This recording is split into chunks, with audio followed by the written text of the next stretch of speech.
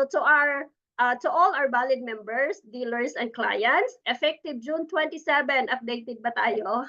Okay, this is to inform you of the new online ticket support system or customer support for unified product and services. You can access our new and improved ticket support platform to get assistance quickly and efficiently. Ayan. Please note that the old online ticket support or support.unified.ph, okay, is no longer available.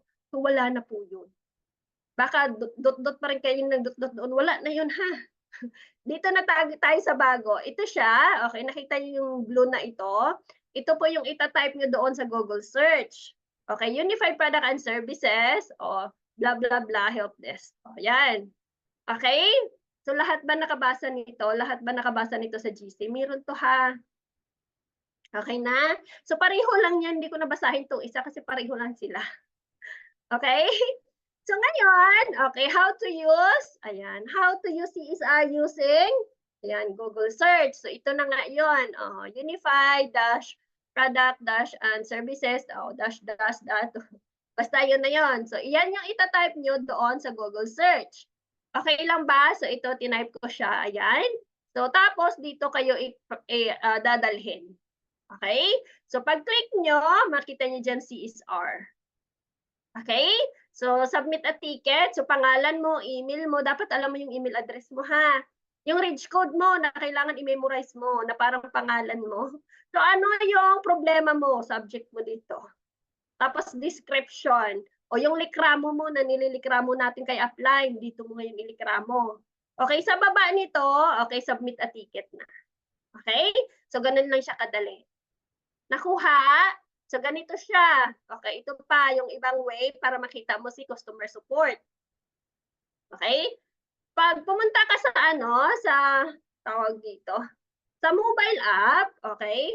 Hindi ka pa mag-login sa baba, makikita mo ng customer support. Okay, kung gusto mo lang mag-CSR, pwede ka nang hindi na mag-login. Pero kung nakapasok ka na, tapos iisipin mo ngayon, okay, magla-login, may kailangan ka pala kay CSR, sa baba ng pangalan mo, makikita mo rin si customer support. Okay?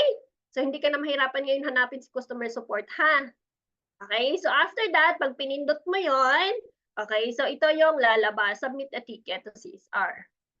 Right? So, pangalan mo, email address, so ito na akin, nilagay ko siya. Okay, range code ko.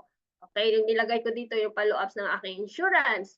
Tapos, after mo mag-submit nito, kung wala ka ng attachment, so submit a ticket ka na, may darating sa yung email. Sa email na ha, tandaan nyo, sa email na papasok.